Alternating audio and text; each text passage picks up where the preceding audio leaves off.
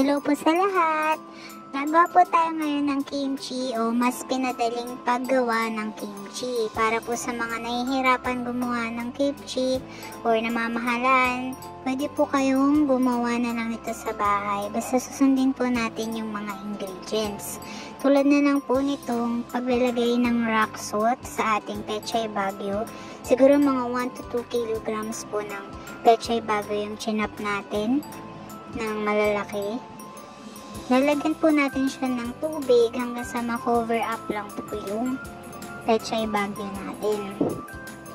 Press down po natin siya or lalagyan po natin siya ng pampabigat o yung pinakamabigat yung plato para po ma-press down yung pechay bagyo natin at hindi siya mag-float. Mababad po siya ng maayos. Set aside lang po natin yan. Tsaka tayo magpe-prepare ng iba pang ingredients tulad ng apple, white onion, carrots, ginger, onion leeks, tsaka garlic po. Chop lang po natin siya ng ganyan kaliliit. I-blender lang naman po natin siya or food processor po kung meron kayo. And 1/4 cup ng patis. Dapat po ganyan yung consistency niya. Yung parang mala-puree na po siya. Tsaka po tayo maglalagay ng gochujaro na flakes. 1/4 po yung nilagay ko, tapos meron lang pong natira. Inubos ko na po siya. Siguro mga 1/8 po or 2 tablespoon yung natira.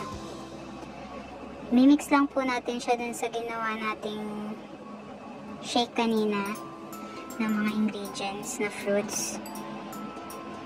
Tapos, ito po, i-prepare naman po natin tong glutinous rice flour. 1/4 po nilagay kong glutinous rice flour. Maglalagay lang po tayo ng 1 cup ng tubig. Tapos, lulutuin po natin siya sa fire hanggang sa maluto po siya at maging ganyan ang consistency. Kaya halo po natin siya dun sa mixture natin ng gochujaro.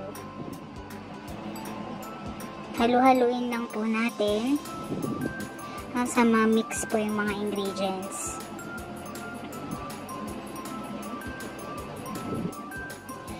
Ngayon maglalagay po tayo ng mga 3 tablespoon ng brown sugar. Or kung ano naman po yung sugar nyo dyan. But preferred ko po yung brown sugar. Tapos yung chop din po natin carrots.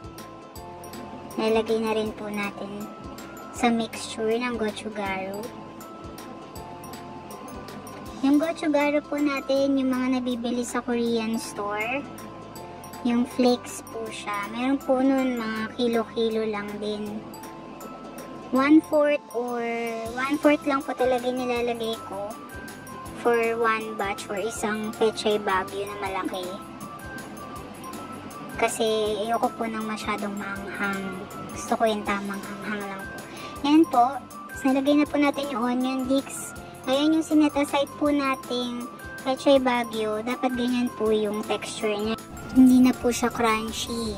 Parang makunat na po. Para kapag piniga po siya, tulad nito, napiga na nga po natin, hindi po siya mababali agad or magdudurog-durog.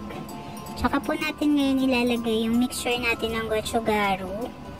Mix-mix lang po natin hanggang sa mag-band na po lahat yung ingredients. Ngayon pwede nyo pong tikman yan kung gusto nyo po ng mas medyo matamis or medyo mahalat. Pwede nyo pong dagdagan yung patis or yung sugar natin. Pero sa akin tama na po yung measurement natin ng ingredients. Ngayon, ilalagay po natin siya sa container. Mas okay po kung lock and lock. I-press po natin siya ng maigi. Tapos lalagyan po natin ng plastic para makatulong na mapabilis yung pagburo ng kimchi. Overnight po to sa labas ng ref. Then, pwede na po natin tanggalin yung plastic kapag ilalagay na po natin siya sa ref. And ready to serve na po.